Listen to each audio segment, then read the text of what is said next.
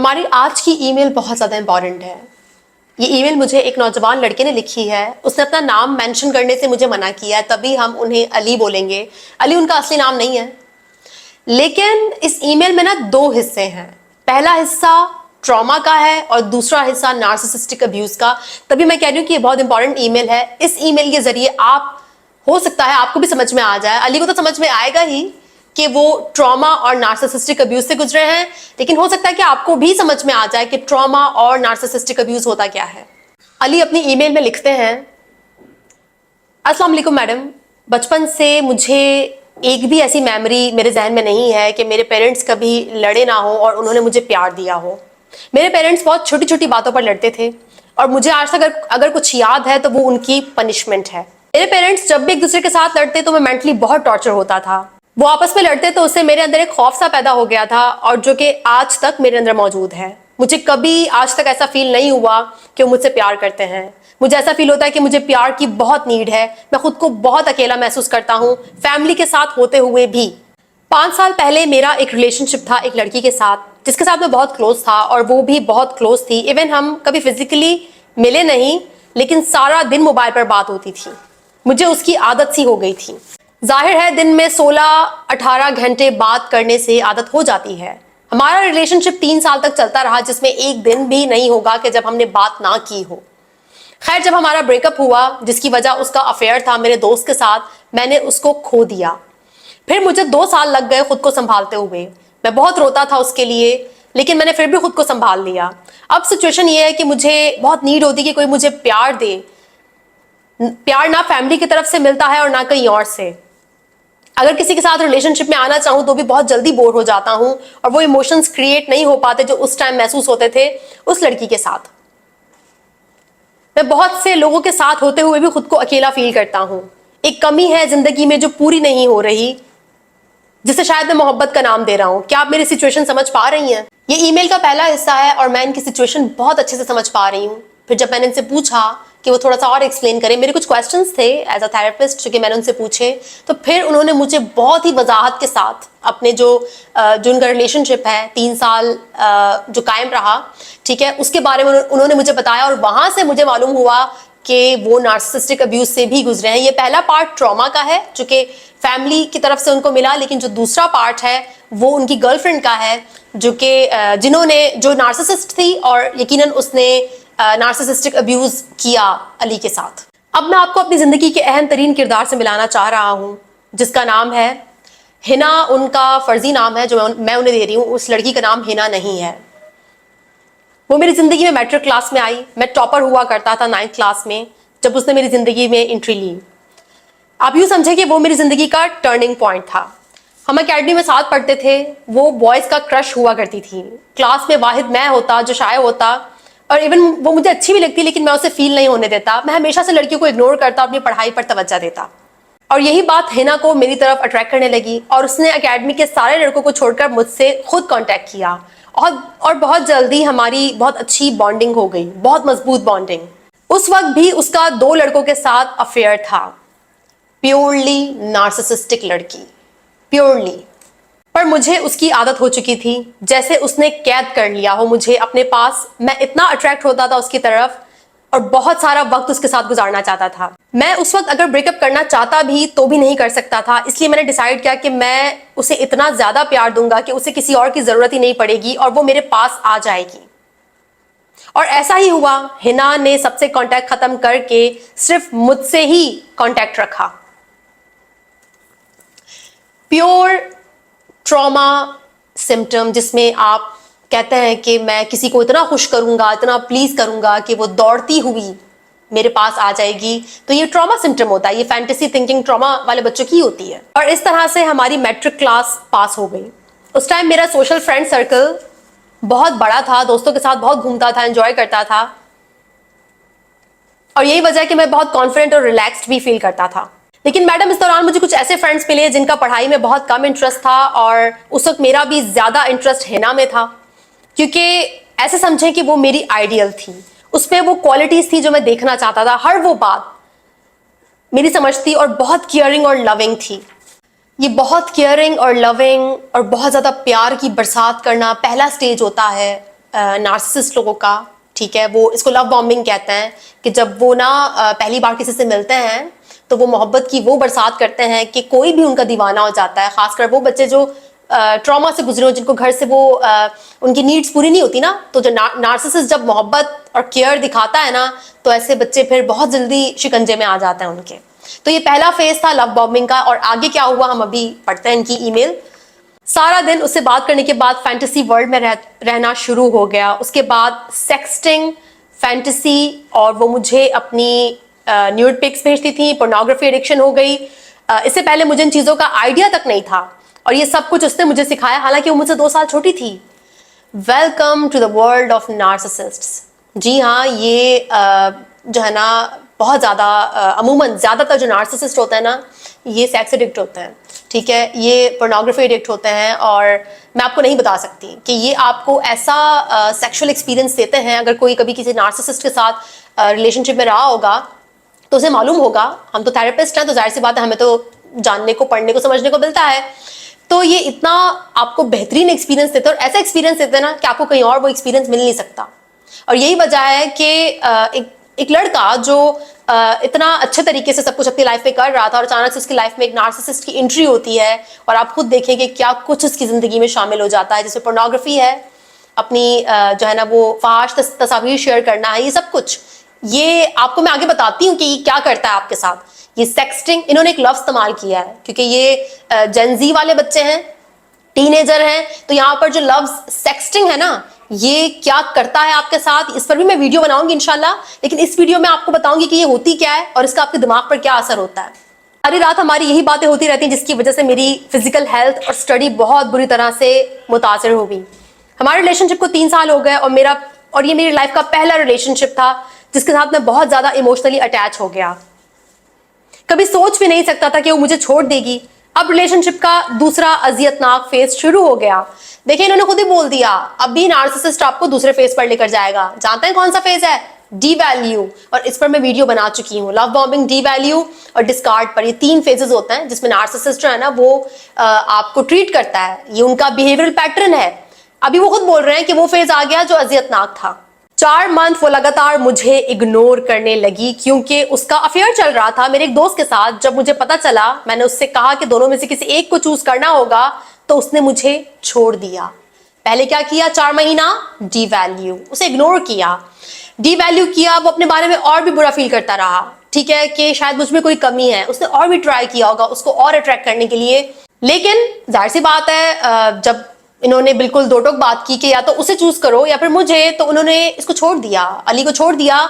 और इस फेज को बोलते हैं डिस्कार्ड। यानी कि जब आपको पता चल जाता है कि अब ये जो मेरी सप्लाई है, इससे ज्यादा अच्छी नई वाली बेहतरीन सप्लाई मुझे मिल चुकी है, तो फिर पुरानी वाली सप्लाई यानी कि अली को डिस्कार्ड कर दिया गया। देखा आपने, ये होता है नार्सिसिस्टिक अब्यूज। और इस अब्यूज का आगे चलकर अली पर क्या असर हुआ, ये हम आगे पढ़ेंगे इस ईमेल में। बहुत समझाया उसे, आखिरी हद तक मैं गया, पर कहते हैं ना कि जाने वालों को कभी रोका नहीं करते, क्योंकि जाने से पहले वो बहुत दूर जा चुके होते हैं। वो नहीं रुकी और हर जगह से मुझे ब्लॉक कर दिया, और ये जिंदगी का फेज अपनी मंजिल पर जा पहुंचा। आप अंदाजा लगाएं, मैं अंदाजा लगा सकती हूं एज अ थेरेपिस्ट कि कितना ज्यादा अली ने कोशिश की होगी हिना को रोकने की। वो जो लड़की है नार्सिसिस्ट, उसको रोकने की कितनी कोशिश की होगी, हर हद पार की होगी। मैं सिर्फ इमेजिन कर सकती हूँ, बल्कि इमेजिन भी नहीं कर सकती। लेकिन जाहिर सी बात है, कंप्लीट डिस्कार्ड जो नार्सिसिस्ट हैं, ठीक है, उन्होंने कंप्लीट डिस्कार्ड किया, उनको हर जगह से ब्लॉक कर दिया। ये होता है कंप्लीट डिस्कार्ड। मैं इस ट्रॉमा के लिए तैयार नहीं था, और ना ही मुझे कुछ पता था कि इसको कैसे डील करना है। मैं उदास रहने लगा, रोने लगा, खुद को ब्लेम करने लगा। ऐसा महसूस होने लगा जैसे मेरी बॉडी से कोई चीज मुझसे अलग हो गई हो। मुझे कुछ समझ नहीं आ रहा था, मैं बहुत डिप्रेस हो गया था। जब मैंने होश संभाला तो पता चला कि हाथों से सब कुछ निकल गया है। मेरा मेडिकल का टेस्ट करीब आ गया था, बहुत सी तैयारी नहीं कर सका, और जिसकी वजह से मैं मेडिकल यूनिवर्सिटी में सेलेक्ट नहीं हो पाया। इतना शदीद ट्रॉमा, ये नार्सिसिस्टिक अब्यूज था। लेकिन अली को इस बारे में कुछ भी पता नहीं था। वो खुद भी बोल रहे हैं कि मैं इसे डील नहीं कर पाया, मुझे नहीं पता था कि मैं कैसे खुद को संभालूं। और ऐसे में कोई सपोर्ट ना होना, किसी चीज का पता ना होना, तो फिर आप क्या करते हैं? आप ट्रॉमा में सारा ब्लेम अपने ऊपर ले आते हैं कि शायद मेरी मोहब्बत में कमी थी। सारा शेम आप इंटरनलाइज कर लेते हैं। पेरेंट्स का जो बचपन वाला ट्रॉमा है वो तो अपनी जगह है, लेकिन ये जो इतनी इंटेंस इमोशनल अटैचमेंट अली की हो गई थी उस नार्सिसिस्ट लड़की के साथ, जब उसने इतने बुरे तरीके से ट्रीट किया, जो कि नार्सिसिस्ट करते हैं, उनका तो बिहेवियर ऐसा होता है ना, तो वो अली को समझ में ही नहीं आ रहा था कि वो उसको डील कैसे करे। मैं सिर्फ इमेजिन कर सकती हूँ कि क्या तकलीफ की शिद्दत रही होगी जिससे अली गुजरे होंगे। यहाँ पर जो इन्होंने एक बात कही है कि जैसे ना मेरे जिस्म से कोई चीज अलग हो गई हो, जैसे कुछ चला गया हो, ये ट्रॉमा बॉन्डिंग होती है, ये एडिक्शन होती है। ये मैं आगे समझाऊंगी कि अली जिसे प्यार समझ रहे थे वो प्यार नहीं था, वो एक बच्चा जो बचपन में ट्रॉमा और निग्लेक्ट से गुजरा है, उसका एक नार्सिसिस्ट के साथ ट्रॉमा बॉन्डेड हो जाना था। ये एक ऐसा बॉन्ड होता है ना कि जिसमें आपको नशे की तरह ना लत लग जाती है नार्सिसिस्ट की, और जब नार्सिसिस्ट आपको छोड़कर जाता है ना तो आपको लगता है जैसे आपकी दुनिया बिखर रही है, आप टूट रहे हैं, बिखर रहे हैं, आपका जिस्म टूट रहा होता है। जैसे कोई एडिक्ट होता है ना नशे का, जब वो नशा छोड़ता है तो उसका जिस्म टूटता है। जब हमें सुबह कॉफी या चाय नहीं मिलती तो हमारा जिस्म टूट रहा होता है।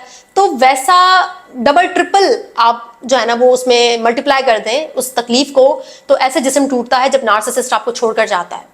मैं फेल होने की वजह से बहुत डिस्टर्ब हो गया। आप अंदाजा लगा सकती हैं मैडम कि एक टॉपर स्टूडेंट जब फेल हो जाए तो उस पर क्या गुजरेगी। मैं हकीकत से भागने लगा, एस्केपिज्म की तरफ काफी वक्त रहा। मुझे मैस्टरबेशन और पोर्नोग्राफी की एडिक्शन लग गई। डोपामीन सर्ज लेवल बढ़ती जा रही थी और इन चीजों में बुरी तरह फंस गया। पोर्नोग्राफी, मैस्टरबेशन, इन सब पर हम बात करेंगे साइंस की नज़र से, न्यूरो साइंस की नज़र से। शेम ब्लेम नहीं करना किसी को, ठीक है। हम बिल्कुल फैक्ट्स पर बात करेंगे कि क्या है, क्यों है। इस वीडियो में नहीं, इस पर तो हम सरसरी बात करेंगे, लेकिन नेक्स्ट आने वाली वीडियोस में हम इसको ना थोड़ा डीपली जाकर देखेंगे कि आखिर ये सब क्या अजाब है जो हमारे सर पर लाद दिया गया है, जिसकी वजह से हम सब परेशान हैं। इससे कैसे निपटा जा सकता है। मेरी इंटेलिजेंस और मेमोरी पर बहुत ज़्यादा इफेक्ट पड़ा। मेरी याददाश्त, मेरी मेमोरी बहुत कमज़ोर हो चुकी है। मैं चीज़ें भूलने लगा हूँ और यही वजह है कि मैं ठीक से पढ़ भी नहीं पाता अब। ये तो होना ही था। नार्सिसिस्टिक अब्यूज से गुजरने के बाद आप जो है ना, आपको जो ट्रॉमा लगता है, जो CPTSD वाले सिम्टम्स आपके अंदर डबल हो जाता है ना, तो उसके बाद आप ये उम्मीद अपने आप से नहीं रख सकते कि आप एक अरसा नॉर्मल इंसान की तरह रहेंगे। वो जो अब्यूज है उसके बाद का जो जर्नी है ना, हीलिंग, वो बड़ी लंबी होती है, क्योंकि ये अब्यूज कोई मामूली अब्यूज नहीं है। सिवियर सोशल एंजाइटी, एस्केपिज्म, मैं कोई भी काम कंप्लीट नहीं कर पाता। बहुत कमी महसूस होती कि कोई केयरिंग हो, कोई हो जो मुझे चाहे, मेरा ख्याल रखे, मुझसे प्यार करे, और मुझे ऐसा फील हो कि जैसे मुझे हिना के साथ हुआ था, जैसी मोहब्बत हिना मुझसे करती थी। ये ट्रॉमा बॉन्डिंग है, और ट्रॉमा बॉन्डिंग को शदीद किस्म की मोहब्बत समझना, इसमें अली का कोई कसूर नहीं है। और चूंकि अली को मिलने वाले भी तमाम तर लड़कियों में सिर्फ एक हिना ही नार्सिसिस्ट थी, यही वजह है कि अली को बाकी की लड़कियों की मोहब्बत समझ में नहीं आती, क्योंकि उन्हें नार्सिसिस्ट की जो इंटेंस लव बॉम्बिंग है ना, उसकी आदत हो गई है। तो ये जो नार्सिसिस्ट है क्या गेम करते हैं और क्यों ट्रॉमा बॉन्ड होता है, इस पर हम अभी आगे चलकर बात करेंगे। पहले और मजीद इस ईमेल को जरा खत्म करते हैं, पढ़ते हैं कि आगे क्या लिखा है। फैमिली प्रॉब्लम्स, मुझे अम्मी अबू दोनों की तरफ से आज तक को प्यार नहीं मिला जो मैं एक्सपेक्ट करता हूँ। मैं लड़कियों की तरफ बहुत जल्दी अट्रैक्ट होता हूँ और जब रिस्पॉन्स नहीं मिलता तो बहुत जल्दी सारी फीलिंग्स खत्म हो जाती हैं। रोमांटिक वर्ल्ड और फैंटेसी वर्ल्ड में रहता हूँ। पोर्नोग्राफी की आदत लग गई है। अब पहले से कंट्रोल हूँ बहुत, लेकिन फिर भी आदत है। लिमरेंस, डे ड्रीमिंग, जाहिर सी बात है। और एडिक्शन जो एस्केपिज्म है, कि जब इतनी ज़्यादा इंसान को डिप्रेशन हो तो फिर उसे सबसे ज़्यादा जो सस्ता तरीन तरीका नज़र आता है वो पोर्नोग्राफी ही है। खौफ और एक उदासी मेरे अंदर हमेशा मौजूद रहते हैं। डिप्रेशन, ट्रॉमा से गुजरे हैं बचपन में भी और नार्सिसिस्टिक अब्यूज से भी। यही वजह है कि जो सिम्टम थे बचपन वाले, जिसमें लोनलीनेस, अकेलेपन का, खालीपन का एहसास तो था, जो बुरे चाइल्डहुड एक्सपीरियंसेस है वो तो थे, लेकिन नार्सिसिस्टिक अब्यूज की वजह से वो और भी ज्यादा शदीद हो गए, शिद्दत इख्तियार कर गए। मैं सोशलाइज पर्सन से बहुत ज्यादा इंट्रोवर्ट हो गया हूँ। अकेला रहना पसंद करता हूँ, किसी दोस्त के साथ बैठने को भी दिल नहीं करता।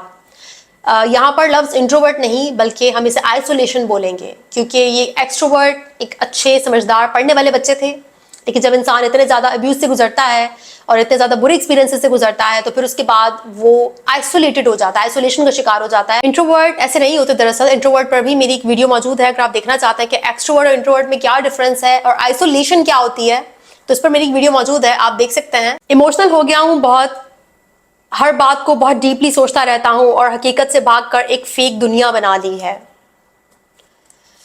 रूमिनेशन, जी हाँ, ये जो डीपली सोचना होता है ना, ये रूमिनेशन होती है। और ये जब आप अब्यूज से गुजरते हैं, चाहे वो नार्सिसिस्टिक अब्यूज हो या ट्रॉमा हो, तो बहुत ज़्यादा सोचना, डीपली सोचते रहना और अपनी सोच पर कंट्रोल ना होना, आपको समझ में नहीं आता कि मैं कैसे स्टॉप हूँ, और उसे रूमिनेशन बोलते हैं।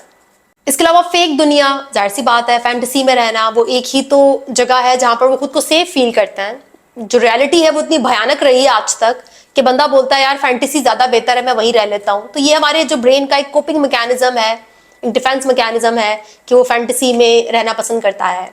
अली ने मुझसे इस ईमेल के एंड में हेल्प मांगी और मुझे कहा कि काइंडली मुझे बताइए कि मुझे क्या करना चाहिए।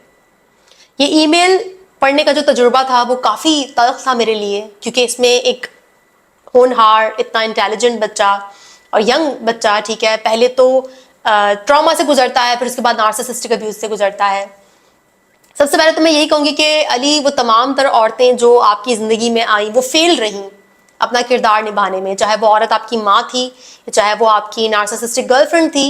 इन दोनों औरतों ने अपना किरदार बेहतर तौर पर नहीं निभाया, जिसकी तकलीफ आपको उठानी पड़ रही है। इस ईमेल के पहले पार्ट में तो ट्रॉमा है, जो कि पेरेंट्स जब डोमेस्टिक वायलेंस होता है, बात बात पर लड़ते हैं, घर में बहुत ज़्यादा प्रॉब्लम्स होती हैं, तो बच्चे पर बहुत बुरा असर पड़ता है। अक्सर लोग मुझे बोलते हैं कि ट्रॉमा मतलब मेरे साथ तो ऐसा कुछ नहीं हुआ, मेरा बचपन तो बहुत अच्छा था।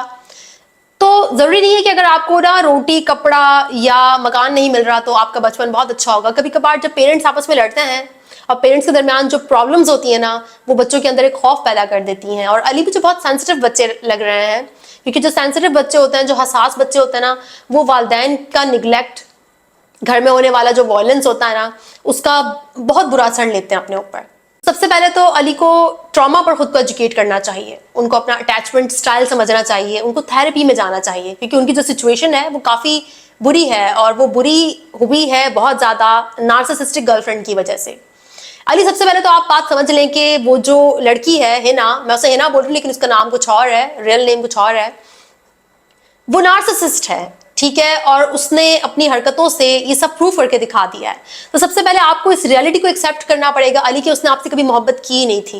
ये तो उसका स्टाइल है, ये उसकी पर्सनालिटी है, ये उसका बिहेवियर है, जो भी आप उसे कह लें, लेकिन वो ऐसे ही इंटरेक्ट करती हैं। वो सारी जिंदगी ही लोगों को न्यूड्स भेजती रहेंगी, पोर्नोग्राफी में इन्वॉल्व रहेंगी, सप्लाई हासिल करती रहेंगी, कभी एक, कभी दूसरा, कभी तीसरा। तो ये नार्सिसिस्टिक बिहेवियर है बहुत शदीद किस्म का। एक को लव बॉम्बिंग करना, फिर डी वैल्यू करना, फिर डिस्कार्ड करना, तो ये तो उनका रवैया है। और ये बात आप मान लें, आपको ये एक्सेप्ट करना होगा कि आपको उनसे कोई मोहब्बत नहीं है। जो मुझे आपने सिम्टम्स बताया ना, उनका जाना, आपके बॉडी में पेन सा आपको हो रहा था, साफ साफ बताता है कि ट्रॉमा बॉन्ड था। आपने ट्रॉमा बॉन्ड को तोड़ा, और उसके बाद जिस अजियत से इंसान गुजरता है ना, वो आप अकेले थे उस टाइम पर।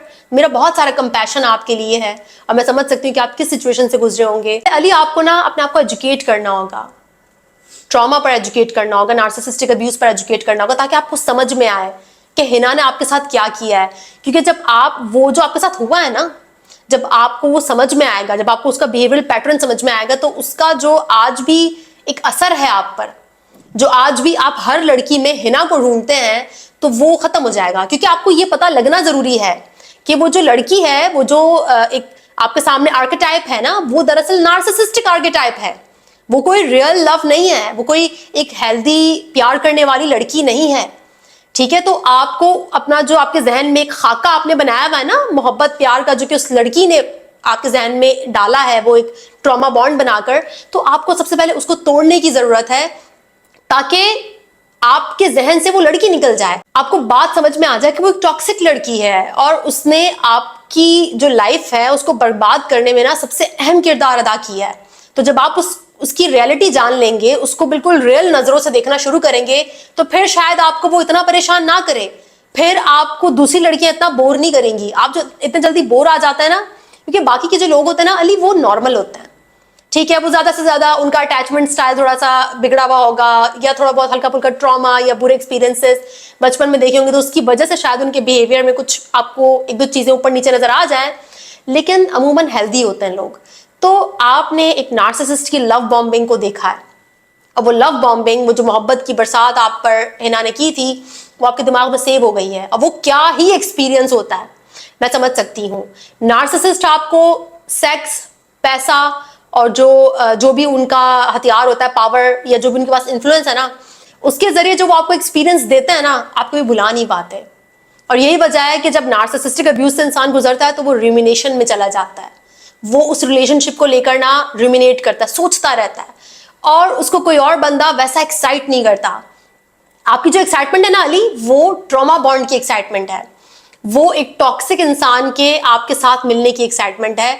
क्योंकि मोहब्बत में ना ऐसी खतरनाक किस्म की एक्साइटमेंट नहीं होती, ये एक्साइटमेंट होती है एडिक्शन में, लत में। जब इंसान को लत होती है, जब वो पहला जो है ना वो बंदा अगर सिगरेट पीता है या मे बी आप कह सकते हैं कि हेरोइन पीता हो या फिर कोई भी जो कोकेन पीता हो, तो जो पहला शॉट होता होगा या जो पहला उसका जो उसकी पहली डोज होती होगी ना, वो कितना उसको एक हाई देती होगी, सोचें आप। फिर सारी जिंदगी वो उस हाई को ढूंढता रहता है, उस एक डोज का जो उसको एक मिला होता है ना, पावर जो मिली होती है, वो सारी जिंदगी फिर कोकेन पीता है कि यार मुझे शायद वो दोबारा से हाई मिल जाए, लेकिन वो कभी नहीं मिलेगा क्योंकि वो एडिक्शन का हाई है और उसको ढूंढने की जरूरत भी नहीं है। आपको लो की जरूरत है इस वक्त, आपको रिलैक्स रहने की जरूरत है, आपको वो हाई, वो नार्सिसिस्टिक हाई ढूंढने की जरूरत नहीं है आपको। आपकी सोशल एंजाइटी, आपके एस्केपिज्म, आपके एडिक्शंस, सब आपको आपके बचपन में और आपके टीन एज में जो आपको अब्यूज सहना पड़ा, नार्सिसिस्टिक अब्यूज जो आपके साथ हुआ है, डबल ट्रॉमा हुआ है आपके साथ, तो आपको थेरेपी की बहुत शदीद ज़रूरत है ताकि आप जल्दी रिकवर हो जाएं। और अगर आप थेरेपी में नहीं भी जाना चाहते तो आप अपने ऊपर खुद काम कर सकते हैं। सबसे पहला स्टेप होता है अपने आप को एजुकेट करना, आपको अपने आप को एजुकेट करना होगा। फिर उसके बाद स्लोली आप अपनी एडिक्शंस पर काम करेंगे, स्लोली आप अपनी सोशल एंजाइटी पर काम करेंगे, लेकिन ये काम थेरेपिस्ट आपके साथ बहुत अच्छे से करके दे सकता है। आपकी लाइफ ना बहुत बिखरी हुई है इस वक्त, रायता फैला हुआ है, बिल्कुल रायता आपने साफ करना है और उसके लिए आपको दोबारा से एक हिम्मत लानी होगी अपने अंदर। आपकी जो अभी की जो करंट लाइफ है ना, इसको आपको चेंज करना है, ठीक है। तो आपको वो जो आपका एंगर है आपके अंदर, ठीक है, सबसे पहले तो आपको नार्सिसिस्ट को पहचानना है। जब आप नार्सिसिस्ट को पहचान लेंगे, आपको समझ में आ जाएगा कि आपके साथ क्या हुआ है, वो क्या बंदी थी, तो फिर उसके बाद ना आपके अंदर बहुत सारा एंगर आएगा, बहुत सारा गुस्सा आएगा। फिर उस गुस्से का आप अच्छा सा इस्तेमाल भी करेंगे। आपने अपनी जो करंट लाइफ है, ठीक है, उसको बदलना है और वो लाइफ अचीव करनी है जो आपने पहले सोची थी जब आप 9th क्लास में थे, जब आप एक पढ़ने वाले, अच्छे, समझदार और एक नॉर्मल टीनेजर बच्चे थे जो कि नॉर्मल अपनी जिंदगी गुजार रहा था। लेकिन अब शायद आप दोबारा वो टीनेजर नॉर्मल बच्चे ना बन पाए क्योंकि अभी आप एक एडल्ट हो गए हैं और एडल्ट होने के सफर पर आप रवा दवा हैं। तो जाहिर सी बात है अब आपकी लाइफ थोड़ी सी मुख्तलिफ होगी, लेकिन अभी भी आप अपनी लाइफ को बहुत बेहतर तौर पर समेट सकते हैं। अभी भी आप टूल्स एंड टेक्निक्स के जरिए, थेरेपी के जरिए अपनी जिंदगी को बेहतर बना सकते हैं। अपनी हैबिट्स को अच्छा करें, अपनी आदतों से शुरुआत करें। इसके अलावा सारे दिन में अगर आपको कोई चीज़ परेशान करती है, आपको एंजाइटी होती है, आपको पोर्नोग्राफी की बहुत ज़्यादा तलब हो रही है, तो कोशिश करें कि बैठ करना अपने जज्बात को लिखें। आपके वो सारे जो भी एक्सपीरियंसेस आपके साथ हुआ है या दिन भर में जो भी आप फील करते हैं उसे लिखें। और वो जो लड़की है ना उसकी रियलिटी को पहचानने के लिए नार्सिसिस्टिक अब्यूज को पढ़ें, नार्सिसिस्टिक पर्सनालिटी डिसऑर्डर को पढ़ें, क्योंकि आप अपनी जिंदगी में दोबारा तभी किसी लड़की की तरफ अट्रैक्ट होंगे जब वो नार्सिसिस्ट होगी और वो आपको इसी तरह से हर्ट करेगी जैसा हेना हर्ट करके गई है। क्यों? क्योंकि इनका पैटर्न होता है लव बॉम्बिंग, डीवैल्यू, डिस्कार्ड। और एक बात और याद रखना अली कि वो लड़की में भी आप अपनी जिंदगी में अभी आगे निकल जाएं, आप अपने ऊपर वर्क करेंगे, इंशाल्लाह थेरेपी लेंगे, अपनी आदतों को बेहतर करेंगे, इमोशंस की जर्नलिंग करेंगे, आप मेडिटेशन करेंगे, आपको जो भी अच्छी आदतें हैं, जो भी हेल्दी हैबिट्स हैं, जो आपको दोबारा से आपका जो सेंस ऑफ सेल्फ है उसको दोबारा से ढूंढने में, जानने में मदद करेंगे। आप वो तमाम आदतों को जब अपनाएंगे ना तो ऐसा होगा कि शायद कभी वो लड़की हूवर करे। हूवर बोलते हैं जब नार्सिसिस्ट लोग आपको डिस्कार्ड कर देते हैं ना, ये फुली डिस्कार्ड नहीं करते आपको, याद रखिएगा। एक दिन वो आपको अनब्लॉक करेगी जिस दिन उसे लगा, जिस दिन वो अकेली हो गई या फिर उसको थोड़ा दिल किया कि यार जरा मैं देखूं कि ये किस हाल में है, या फिर मैं देखूं कि आज भी ये मेरा दीवाना है या नहीं है, मेरे इश्क में मुब्तला है कि नहीं है, तो वो आकर ना आपको मैसेज जरूर करेंगे या ईमेल या फिर आपको अनब्लॉक करके डीएम, ठीक है। उसके बाद अगर आप दोबारा चले गए ना उसके साथ रिलेशनशिप में, तो अगली बार इससे भी ज्यादा आपके साथ डैमेज होगा। अब की बार जब वो आपको मैसेज करेगी ना तो आपने ब्लॉक करना है, आपने उससे बात नहीं करनी, आपने ऐसी लड़की के साथ नो कांटेक्ट जाना है। क्यों? क्योंकि जब तक वो आपकी लाइफ में है आप नहीं आगे मूव कर पाएंगे, क्योंकि वो नार्सिसिस्ट है और उसका काम है ड्रामा क्रिएट करना, और उस ड्रामा में जो भी उसके साथ कांटेक्ट में आएगा ना वो बर्बाद होगा। उसको खुद कोई फर्क नहीं पड़ेगा, she will be fine always, लेकिन जो बंदा उसके साथ कांटेक्ट में आएगा ना वो हो जाता है बर्बाद। जो आपके साथ हुआ कि आप सब कुछ खो दिया, आपने कितना अपना लॉस किया, लेकिन आपने नाउम्मीद नहीं होना है। रिकवरी है, हीलिंग है, हील हो सकते हैं हम। बुरे एक्सपीरियंसेस का ये मतलब नहीं होता कि आप सारी जिंदगी के लिए वहां पर स्टक हो जाएं, बल्कि बुरे एक्सपीरियंसेस को आप अच्छे एक्सपीरियंसेस में बदल सकते हैं। अगर आप अपने अंदर वो जो ड्राइव है, वो जो कुछ हासिल करने की, लाइफ में कुछ बनने की, वो जो एक 9th क्लास वाला एक ब्राइट स्टूडेंट था, आप उस ड्राइव को दोबारा से जब अपने अंदर लेकर आएंगे ना, तो फिर आप देखिएगा कि स्लोली, बहुत आहिस्ता से आपकी जिंदगी बेहतर होने लगेगी। और अली, एक बात याद रखिएगा कि जब तक आप फुली हील नहीं हो जाते, आप रिकवर नहीं हो जाते इन ट्रॉमा से, आपने किसी भी लड़की के साथ ना रोमांटिक रिलेशनशिप नहीं बनाना। मैं जानती हूं आपके अंदर का जो अकेलापन है, जो एक है ना, एक चाहत है, एक चाह है कि कोई ख्याल रखे, कोई प्यार करे, कोई मेरे साथ हो, मेरा अकेलापन बांटे। मैं इस चीज को समझ सकती हूँ, लेकिन ये अकेलापन जो है ना अली, ये ना सेक्सटिंग से, ना न्यूड्स से, ना पोर्नोग्राफी से, ना मैस्टरबेशन से भर सकता है। ये बात अपने जहन में बिठा लें कि ये 3-4 चीजें, 5 चीजें जो है ना, ये आपको खाली कर देती हैं, एम्प्टी कर देती हैं। क्यों? क्योंकि इसकी कोई हकीकत नहीं है, ये सब वर्चुअल है। जो रियल लाइफ एक्सपीरियंसेस हैं, जो वाकई में एक बंदा आपके साथ रहता है, सुबह शाम आप वो जिंदगी के उतार चढ़ाव सब एक साथ देखते हैं, उसकी बात अलग होती है। जब आप हील हो जाएंगे, आप अपनी थेरेपी करेंगे, आप अपनी जिंदगी, बिखरी हुई जिंदगी को, आपको जो बिखरा हुआ सेंस ऑफ सेल्फ है, उसको फिर से इकट्ठा करेंगे, उसको फिर से मीनिंग देंगे, तो यकीनन आपकी लाइफ में कोई ऐसी लड़की जरूर आएगी और आपका भी ऐसा एक घर होगा। क्योंकि अभी आपका फैमिली के साथ तो दिल नहीं लगता। क्यों? क्योंकि वो घर नहीं है, वो फैमिली नहीं है, उसमें वो अपनायत नहीं है। तो वो फैमिली आपने अपने लिए खुद बनानी है। वो फैमिली आगे चलकर आपकी बीवी, आपके बच्चे, वो आपकी फैमिली होगी, वो आपका घर होगा। तो जाहिर सी बात, जब आप हीलिंग करेंगे, आप थेरेपी में जाएंगे, आप दोबारा से एक नए तरीके से जिंदगी की शुरुआत करेंगे, तो आपको कोई ऐसी लड़की जरूर मिलेगी जो न्यूड्स, पोर्नोग्राफी, मैस्टरबेशन से आपको हटाकर real life, real intimacy, real जिंदगी की तरफ लेकर आएगी कि रियलिटी क्या होती है। रियलिटी में जब आप मोहब्बत को एक्सपीरियंस करते हैं ना, तो आपका जो लोनलीनेस है वो किसी हद तक कम हो जाता है।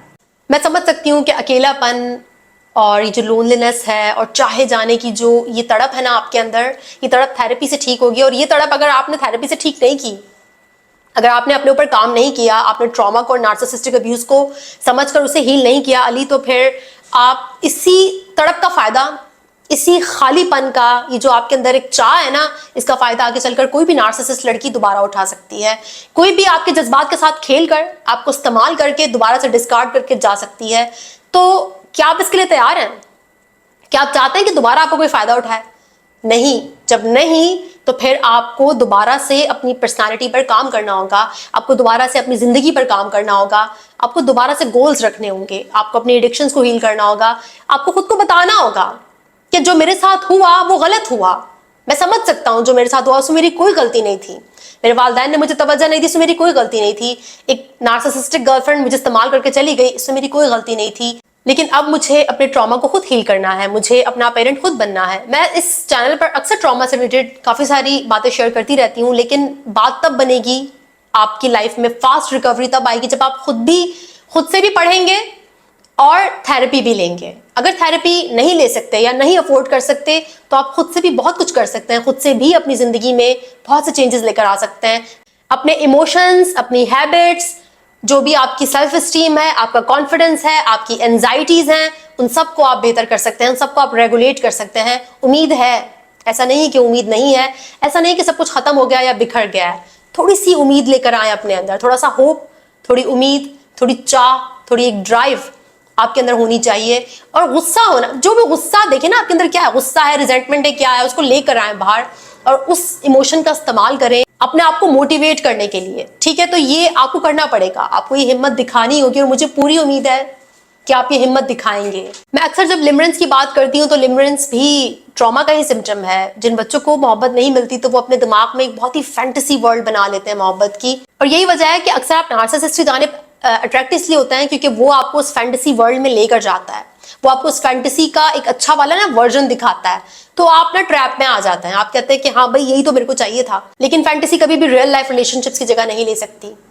याद रखिएगा, sexting, pornography, nudes, pictures, attention, emotional attachment हो जाना, ये सब चीजें जो है ना आपके दिमाग में वो सर्किट्स एक्टिवेट करती हैं जो एक एडिक्ट इंसान के दिमाग में एक्टिवेट होते हैं, जिसे आप लोग मोहब्बत का नाम दे देते हैं। बाद में फिर वो इंसान आपको ना, आप बोलते हैं कि यार बस यही बंदा मुझे मिल जाए, यही, क्योंकि मुझे इसकी आदत है, मुझे कुछ होने लगता है जब ये चला जाए। तो दरअसल ये एडिक्शन है। लव और एडिक्शन में बहुत डिफरेंस होता है, और इस डिफरेंस को मैं इंशाल्लाह किसी और वीडियो में वाजे करके बताऊंगी, वो भी एक साइंटिफिक एक्सपेरिमेंट के जरिए, ताकि आप लोग को समझ में आए कि कैसे आप लोग का दिमाग आपको धोखा देता है। इन तमाम तर स्टिमुलाई के जरिए आपके दिमाग में चीजें एक्टिवेट होती हैं, सर्किट्स एक्टिवेट होते हैं, और फिर आपको लगता है कि आप मोहब्बत में गिरफ्तार हैं, लेकिन दरअसल वो एडिक्शन होती है। उम्मीद करती हूँ अली कि आप अपनी हीलिंग पर काम करेंगे, आप ट्रॉमा, नार्सिसिस्टिक अब्यूज पर अपने आप को एजुकेट करेंगे, छोटे छोटे स्टेप्स लेंगे, बेबी स्टेप्स, ठीक है। और आपने हर स्टेप पर अपने आप को अप्रिशिएट करना है, और वो तमाम तरह स्टेप्स आपको एक बेहतर जिंदगी की तरफ लेकर जाएंगे। हीलिंग एक प्रोसेस है, ऐसी कोई दवा, ऐसी कोई मेडिसिन आज तक इजाद नहीं हुई है कि मैं आपको बता दूं और आपकी जिंदगी 2 दिन में बेहतर हो जाए। तो जाहिर सी बात है, सबको हील होने में टाइम लगता है, ये पूरा एक प्रोसेस है। और मैं उम्मीद करती हूँ कि आप इस प्रोसेस को ना इस वीडियो को देखने के बाद ही स्टार्ट कर देंगे और प्रूव करके दिखाएंगे, खुद को भी, अपने पेरेंट्स को भी और दुनिया को भी, कि हीलिंग पॉसिबल है। अगर आप अब्यूज से गुजरे और जो चाइल्डहुड ट्रॉमा आपने देखा, आप उसे नेक्स्ट जनरेशन तक ना ट्रांसफर नहीं करेंगे, आप उसे अपने बच्चों तक ट्रांसफर नहीं करेंगे, बल्कि आप उस साइकिल को, जिससे आपके वालिदैन गुजरे पहले, फिर उन्होंने आपको भी उस साइकिल में घसीटा, आपने उस साइकिल को तोड़ना है, ट्रॉमा साइकिल को। और जो हीलिंग है, जो शिफायाबी है, और एक नॉर्मल, अच्छा, बेहतर इंसान होने का जो एक रास्ता है, आप उस पर जरूर जाएंगे। इस वीडियो के जरिए आप सबको पता चल गया होगा कि नार्सिसिस्टिक अब्यूज एग्जिस्ट करता है, होता है, और सिर्फ दुनिया में मर्द ही नार्सिसिस्ट नहीं होते, या मर्द ही जो है ना वो पोर्नोग्राफी और इन चीज़ों में नहीं होते। एक लड़की, एक यंग लड़की किस तरह से एक लड़के को इस रास्ते पर लेकर आती है, ऐसे बहुत से केसेस आपने सुने भी होंगे, जाहिर सी बात है। और ये एक सबूत है कि हर जगह, हर वक्त हम मर्दों को बुरा नहीं बोल सकते। कभी कभार सोसाइटी में जो दूसरा जेंडर है वो भी बहुत बुरा किरदार अदा कर रहा है, वो भी अपना किरदार बेहतर तौर पर नहीं अदा कर रहा, चाहे वो माँ हो, दोस्त हो, बीवी हो, बेटी हो, जो भी हो, दोनों तरफ ही मामलात खराब हैं। ऐसा नहीं कि सिर्फ मर्दों की जिम्मेदारी बनती है, सिर्फ मर्दों को ही जो है ना वो हम ललकारें या उनको ही बुरा बोलें। उम्मीद करते हैं कि आपको भी इस वीडियो के जरिए नार्सिसिस्टिक अब्यूज समझ में आया होगा, और अगर आप भी इसी तरह से अली की तरह वल्नरेबल हैं, चाहत, मोहब्बत, प्यार के भूखे हैं, तो उस भूख को पहचानिए, उस भूख को हील कीजिए। जब आप उसे हील करेंगे तो आपको लाइफ में ऐसा कोई पार्टनर जरूर मिलेगा आगे चलकर, आपकी अपनी एक ऐसी फैमिली होगी जो जहां पर वाकई में प्यार होगा, जहां पर वाकई में सपोर्ट होगा। वो सपोर्ट जो आपको अली फैमिली से नहीं मिला ना, वो आपको आपकी फैमिली, आपकी बीवी, आपके बच्चे दे सकते हैं। लेकिन उसके लिए आपको पहले अपने आप को हील करना होगा, क्योंकि ट्रॉमा के साथ, नार्सिसिस्टिक अब्यूज के साथ आप कभी भी एक अच्छी फैमिली नहीं बना पाएंगे, आप कभी भी किसी हेल्दी इंसान के साथ ना रिलेशनशिप नहीं बना पाएंगे। इंशाल्लाह नेक्स्ट वीडियो में मुलाकात होगी, तब तक के लिए अपना बहुत ख्याल रखिएगा। Thank you so much.